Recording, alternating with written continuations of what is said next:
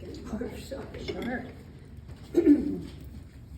I've kind of lost my voice, so if you can't hear me, you probably should move up. I can't speak really loudly. Thank you. So sorry.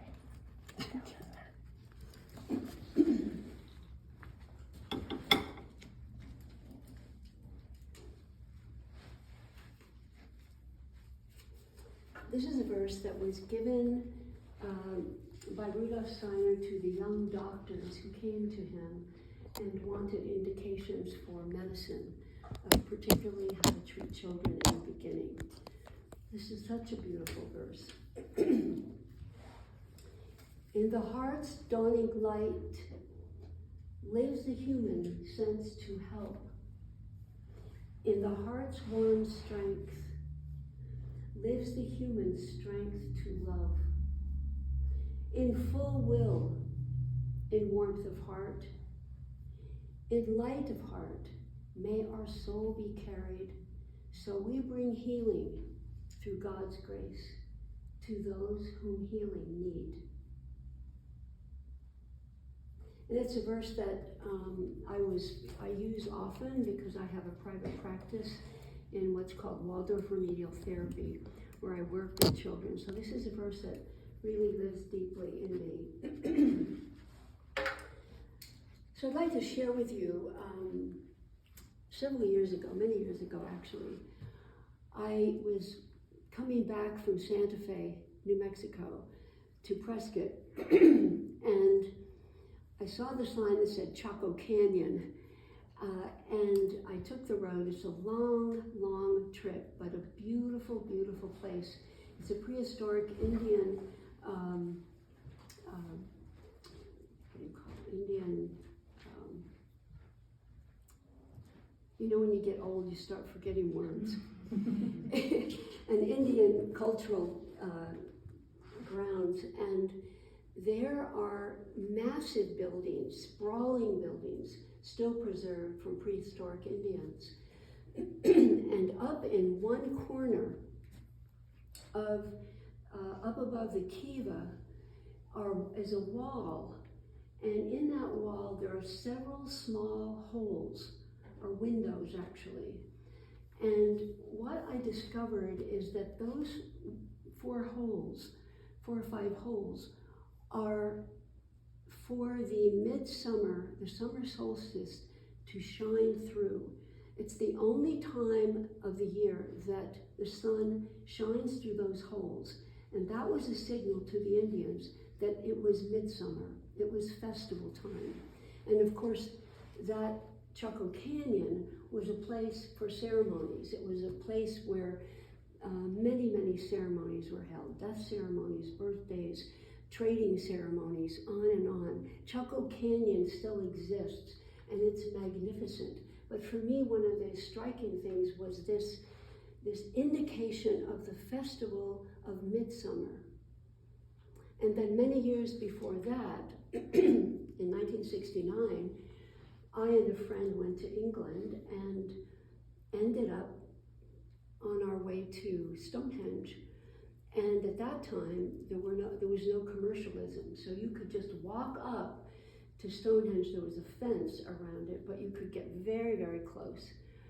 And we were there at dusk, and once again, it was this experience of this remarkable place, this prehistoric stones in circles. And I wouldn't even go into all that's there, but the latest National Geographic has a picture, has a really wonderful article about Stonehenge. And we were fortunate to be able to go there at dusk and just experience the majesty of these prehistoric stones that really were a gathering place for a festival, for deaths, for celebrations of all kinds.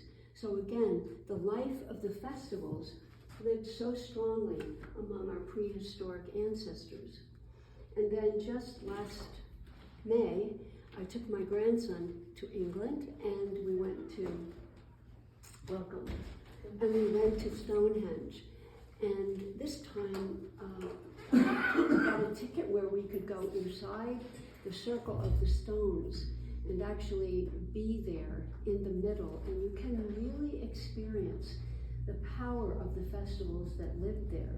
And one of the things that fascinated my grandson the most was that there's one spot where the huge stones are positioned, and there's a smaller stone beyond, and at that spot, it's a stone that's shaped like this, and these big stones standing, and the summer solstice sun shines right through the tip of that little rock and comes through the big stones where we were standing.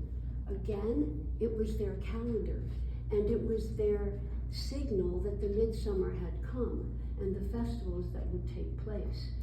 So I won't say much more about Stonehenge and its beauty, but I think the point of bringing these beautiful pictures to you is that the festivals were what brought people together, what built communities, what helped to bind communities. It was expected, it was something that lived in their souls as part of life as they came together to celebrate. Now, Waldorf education is the only place that I know of that really has taken the idea of the festivals and the rhythm that follows the festivals so seriously that they live within the education of the children. So we have all the festivals that you will be part of, or maybe you've already been part of, that really say to the children that you can expect every year that we will have a Michaelmas celebration, which comes up pretty soon. And children all over the world who are in Waldorf schools will be celebrating Michaelmas. And then we go on to Martinmas, which is the celebration of St. Martin. And then we go to Advent, we call it the winter spiral. And then we go on to Candlemas, and then we come to Easter. So all around the year, we have these festivals that speak to the children of what is alive in the life of the community and how we are connected to the cosmos, to one another, and to the earth. So I think basically what we want to say to ourselves is, why do we need festivals? What meaning do they have for the child? And what is a festival? So perhaps you could just share real quickly, what do you think is the meaning of a festival? Why do we need them? Why do we have them? Particularly from a child's standpoint. Does anybody have a thought?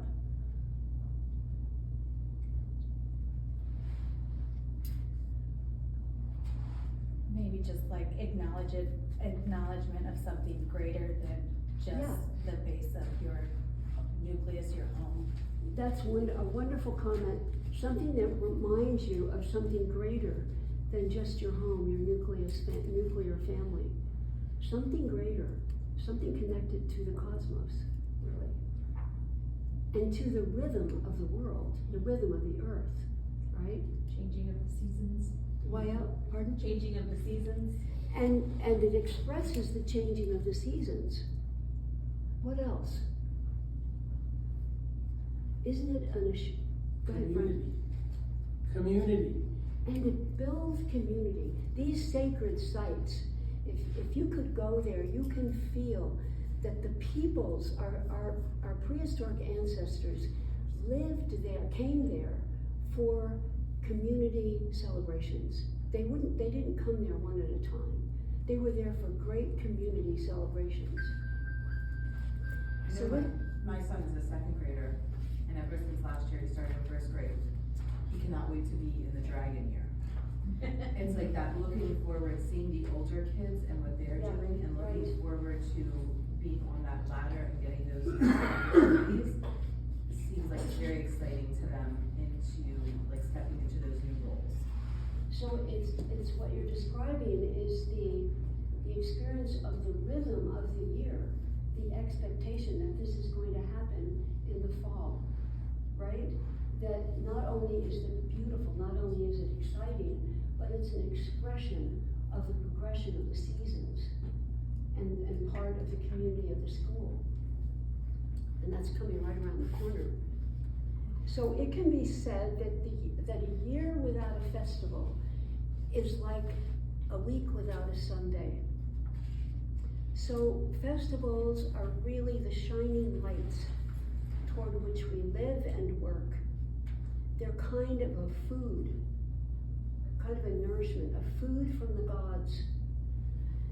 And as we, as parents, as grandparents, and educators, have to take care that we really understand what a festival is for our children. So this nourishment is very real. The rhythm is very real. The rhythm of life is something we can forget about as adults, but children can't forget about rhythm because it lives within them and it's what nourishes them. It's a necessity that they live in a rhythmic way. In my own childhood, I can remember the distinct feelings of the days of the week. Monday was gardening day. Okay, so I was born in 1940, so we had gardening day, and my brothers and I, my parents, worked in the garden. That wasn't a day we could play, and we hated it. But it was wonderful because it was a family time, and it was really a festival, you could say. And we learned about gardening. We learned about the earth. We learned about planting. We learned about harvesting. On Saturday, we prepared for Sunday. And I remember ironing my shoes, ironing my clothes for Sunday. Most people don't iron today, but that was a real experience to prepare my clothing for Sunday. And my brothers were shining their shoes, and my dress was being laid out on the bed, and my mom would be preparing the dinner for Sunday noon. So it was an expected thing. It was a rhythm, and we lived in this beautiful rhythm. And as I was telling the teachers today, that one of my greatest memories is that the church was right next door. My father was a preacher, and he would take me over on Sunday morning early and take me up into the belfry. I was so small, and he would have to pull me up, and when we got to the top, he would lift me up, and I would reach for the bell to pull the bell in the belfry, to ring the bell for people to come to church. Again, that was like a festival, for a child, an unforgettable moment. And these are the things that children remember and need. It happened every Sunday. So it's these rhythmical experiences life that are like food and nourishment for our children. That's always the same. And it gives you the sense as a child that the world is good. The world is predictable. The world is the same. And it's something that can be expected. And as we look at that element of rhythm, the rhythms of life, and consider the child's life, we can say that the child has rhythms that they share with all the people on the earth. The rhythm of day and night, the rhythm of waxing and waning of the moon. And we see the alternation of this darkness and light. And the thing about that is that the child has a natural affinity for joy. And what joy it gives a child to be able to watch the moon at night. Many of you probably do this with your children, with the eye. To be able to walk out and see the moon at night and see the differences without even saying anything, but just having them experience the full moon as it wanes and gets smaller and smaller. And then as it waxes and gets larger and larger. And that's what that sweet little book, Good Night Moon, I'm sure most of you have had with your children. I told the teachers this afternoon, that when I lived in Alaska, I did a lot of fishing commercially and hunting, believe it or not. And I had to carry a tide book in my pocket because the tide, people live in Alaska, if you're a fisherman or you hunt by the tides, because they come in and they come out every 8 hours. And when the tide is high, you have to remember, if you're docking your boat, because I was on an island, if you dock your boat at high tide and you're not careful, then when you come out 10 hours later, 8 hours later, after you've been hunting, your boat's going to be dry, high and dry, because the tide's gone out. Vice versa, if you dock it at low tide, you come out and it's going to be floating way out there. So it's this rhythm of life that you live with the tides, also with the sun, as you can imagine. The sun going in the summer, the sun goes around like this. It hardly goes down. In the winter, it goes like, it doesn't even come up, it goes down, it goes like this, blip, and then it's down. So it's this amazing experience of living with rhythms that you can't help but notice. Whereas here we can live with rhythms, but we don't notice them necessarily.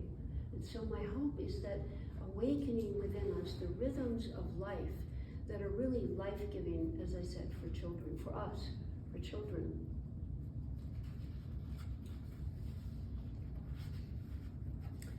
Little things like, I'm a bird watcher, and every year at around December 10th, believe it or not, a little bird called the hermit thrush comes to my backyard. Every year since 2007, and I have my book of, my life list of birds and what I see every day in the yard. And I looked just a few days ago, and I started noticing in 2007 that the hermit thrush came every single year at the same time, between December 7th and something like December 12th or something. And it was such a joy. And then he'd leave in March, mid-March. And it got to be so, I was so happy when he came that I'd call my brother, who was also a birder, and I'd say, you know what, the thrush is back. And it just is one of those things, and the children hear that sort of thing. And it's just, it swells your heart, because it's an assurance that life is good, that life continues, and there's an expectancy and a realization that it goes on and on and on. Now, I haven't seen him in 2 years, so I don't know if he's gone or if he didn't come back, but anyway, he came for many, many, many years, probably 12, 15 years. Today, many of us recognize the impact of instant society, how our life is really instant life.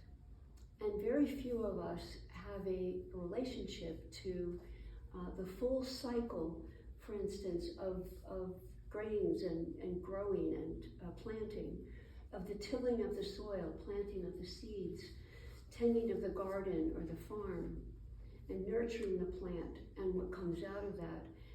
And again, very few children know where bread comes from, that it actually comes from wheat, and wheat that comes from wheat berries, and berries that come from wheat stalks that grow in the ground. And again, a story from my childhood, if you don't mind these really wonderful memories, but I had 3 brothers, and my mom would take us to the wheat fields, and we'd each have a bag, and we would go out into the fields, the wheat fields, and we would shake the tassels of the wheat, and the berries would fall into the bag. Now, sometimes there would be garlic in the field, so garlic would be in there too. So we'd take those berries home and put them in a plate on the table and go like this and take all the garlic out. And then we would take all of those berries to the grain mill in the river. And we would watch the miller, who would take all of that grain and pour it into the hopper as the river turned the wheel around. And I'll never forget the smell of that, the fragrance of that flour that came out, that my mother then would put in bags and put in the freezer, and that's the bread we ate. But again, this experience of the whole cycle of an example of the earth, of wheat, of how we get our food, where bread comes from, and that rich memory, each piece of that, telling us that life is good and this relationship to the earth, and we did that every single fall. Again, this rhythm, that it's really life-sustaining. We're not tied to the environment as even in my young years we were. But if rituals and festivals have traditionally contributed to the integration excuse me, and stability of communities, then in our modern times, we need to find that for ourselves in a different way, because we can't go back to how it used to be, and we wouldn't want to. But we very much need to find ways to sustain rhythm, to create festivals, even those small festivals. I mean, for me, excuse me, for me, seeing a minute thrush was a festival every year. Even this rhythm of the tides, you know, it's really such a wonderful thing to see the tide in Alaska coming in and out and experience that rhythm, the relationship to the moon. When people were more related to the earth, they were more rhythmic, obviously, and they recognized that rhythm for the days, for the weeks, for the seasons, and they instinctively knew these rhythms and actually knew that my grandmother washed clothes on Monday. Tuesday was ironing day. People probably don't iron much anymore. She ironed on Tuesday. Then she made bread on Wednesday. And on and on and on. And that's that old song, Here We Go Round the Mulberry Bush. Remember that one? This is the way we wash our clothes. This is the way we iron our clothes. This is the way we hang up our clothes, whatever. People don't do that anymore, but that's what those beautiful nursery rhymes, some of them were about, were these rhythms of life, the rhythms that sustain us, the rhythms that give us the assurance that life is good.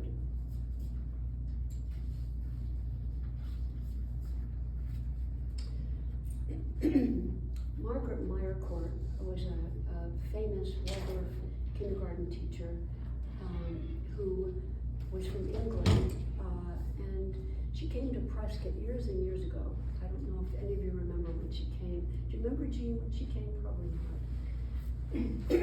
Early when we started Waldorf education. What was her last name? I'm sorry. Pardon? What was her last name? Meyercourt.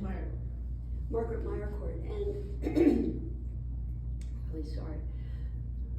she lectured, she worked with a lot of us. And one of the things she shared with us was that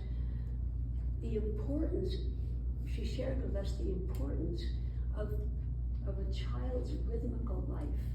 So going to bed at the same time, having meals at the same time, saying prayers at the same time, whatever. And that's very hard to do in our society. It wasn't so hard when I was growing up. I never had television until I was like, I don't know, 13 or 14. So we played outside. We came in at the same time for dinner, went to bed at the same time. But the church, you know, life was very rhythmical. And what she had to say was that if a child has his meal at the same time every day, the digestive juices begin to flow just before that time starts. So the child is actually preparing for a meal, and when they don't get that, their digestion is not as healthy. So she was saying how important it is for the child to have his meal at the same time every day. And she also said for a child not to have his meal at the same time, I'm so sorry, I have a drink of water. For a child not to have his meal at the same time every day is like for us as if the sun didn't come up. So that's pretty sobering, but there's a real truth in that.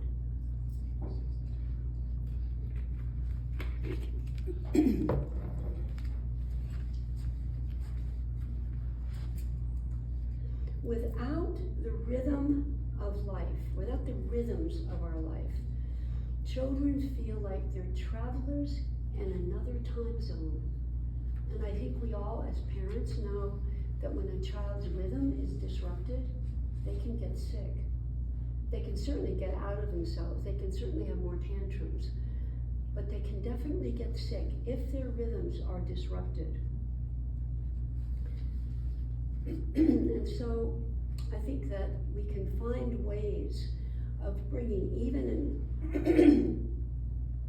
in homes where both parents work, where it's really difficult to maintain the kind of rhythms we might hope to have, but we can do very small things that can create festivals in our home that can be rhythmical.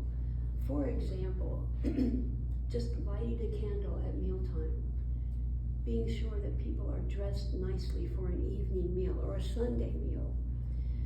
I have a very good friend who works at called a Camp Hill, which is a Waldorf sister community. It's a residential community for children with special needs in Pennsylvania, several of them in the US. His name is Christoph Andreas Lindenberg, and he actually helped to write this book on the 12 aspects of Michael.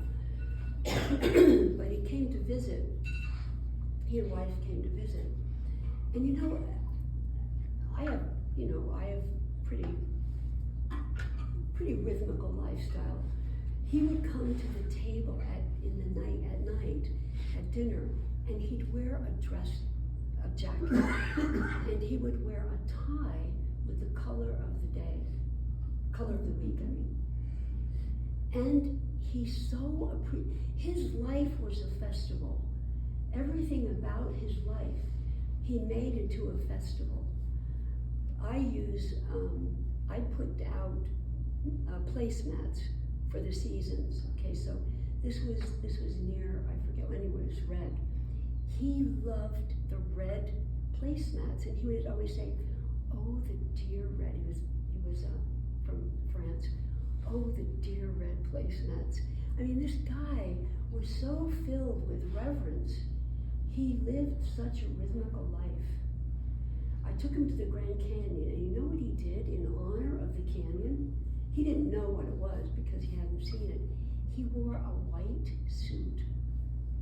White is the color of Sunday. It was a Sunday. I mean, just out of reverence for the earth. So there are many small and big ways that we as parents can find ways to make our lives more rhythmical, to create little tiny festivals for ourselves, like the thrush coming and having the whole family celebrate that the thrush had come.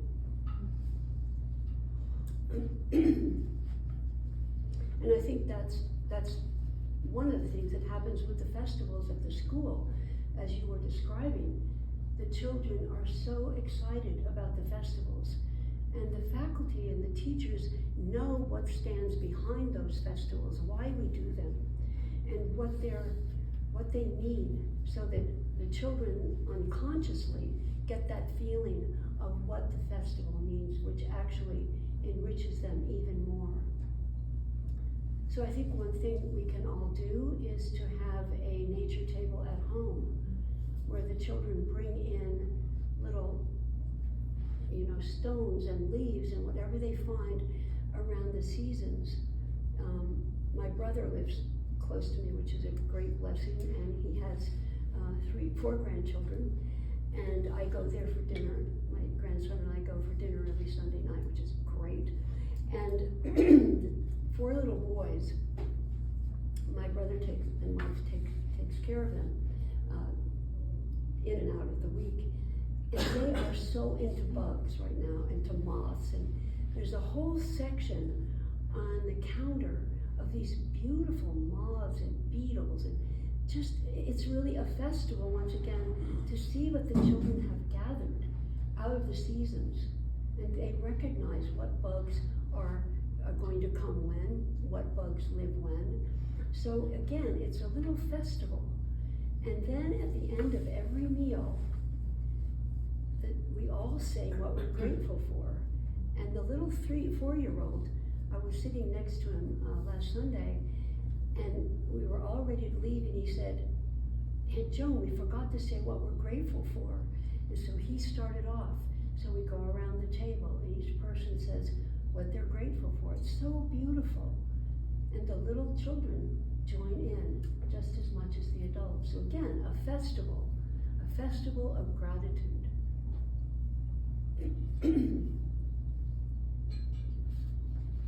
A festival of really reconnecting.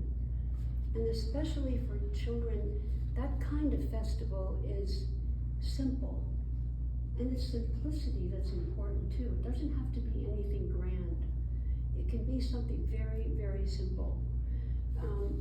One of the things that I did for my daughter, when she was 7, I made her, my husband and I made for her Wonder Book.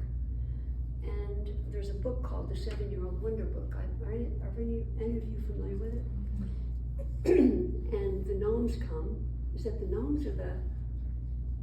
We're reading the 8-Year-Old Wonder right now. I think it's the gnomes, right? Is it? I think 7 years is gnomes. What? I think 7-year-old is gnomes, yeah. So it's the gnomes who come at night, and they write in her book. This is the story. It's a charming book. So we made some for our daughter.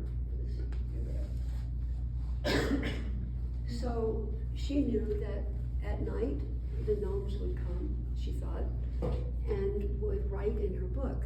Now I had to start sort of putting it away, so because we couldn't do it every night when she wanted it, but we would have it out for special times. And you know, as I look back, so she's now 45, and this is her 7, 8, and then 9 it changed. She didn't do it anymore. She knew. But there's just exquisite stories, poems that I found, and I'm not artistic in terms of drawing, so I would get cards and cut them out and put them in, or just make, I don't know, some of these very simple drawings and little poems for each season, sometimes birthday, sometimes when an animal died. It's all in here. It's like the festivals of her life. And we have 3 of them that are just precious, and that's something very simple that you can do. And you don't have to be artistic. You can just find poems, you can just say anything. You can have the grandmother write in there. My mother wrote in here for her. Her grandfather wrote in here. So these are just some ideas of how to bring the rhythm of life, the rhythms of festivals into a child's life without any big, huge celebration. And it says to her, the world is good. The world gives to you love. The world is full of love. Because ultimately, a festival should support the development and growth of a child. So this was appropriate for her from 7 to about beginning of 9, and then she knew that it was me and her dad who did that. But it should support their growth. So at every age it changes, and there's something new that can be brought that's age appropriate for your children. And so as we journey through the year, we find so many things that we can celebrate about to bring to our children. Even if it's changing the placemats on the table, even if it's putting flowers of the season in the middle of the table, and especially bringing stories. And what I brought for you is really about 1/10 of my library, so you could see some of the beautiful books and stories and books of poetry that really can help you find the most appropriate verses and stories for your children, whether they're fairy tales or legends or just beautiful stories. Like, let's see, where is this one? This one is called A Christmas Memory by Truman Capote. Does anybody know this? Oh, it's the best. It's just the most beautiful story for about maybe 10 or 11 on up. But it's a true story. Truman Capote is a famous author. But this is the story of him and his old aunt who was somewhat retarded. And every year they made fruitcakes together. And it's this exquisite story of that journey of making fruitcakes. And they would send them to people all over the world, literally. But it's a story that we read every single year. And we have books like this that we saved and read at Christmas, or we read at Easter, or we read in the fall. But particularly around Christmas, a Christmas memory. If you want something special for you and you're even a teenager, it's beautiful. So many are like that.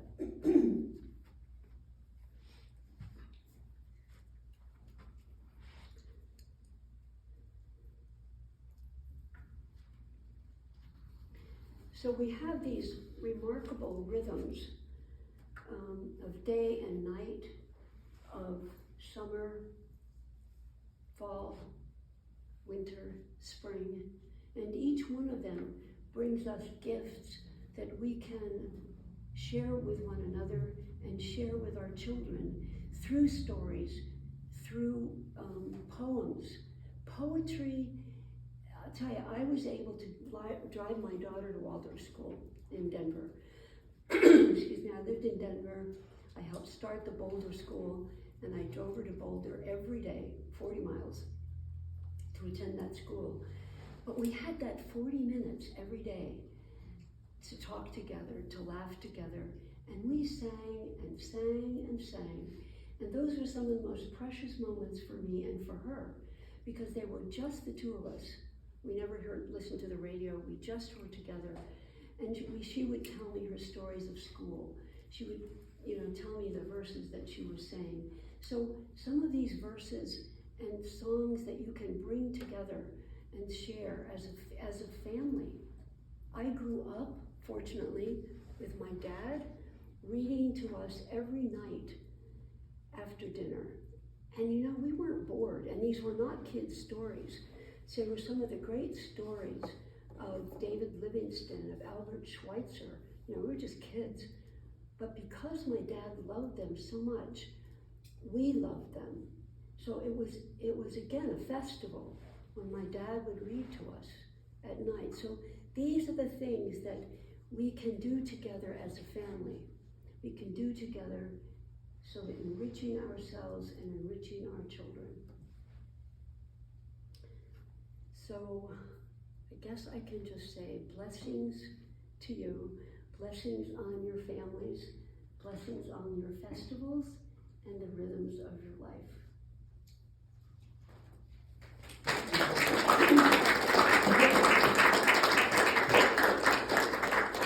you, Ms. Treadaway. We appreciate your comment. Much appreciated. Folks, thank you so much. It was a nice crowd. We're trying to do more of this through Parent Council.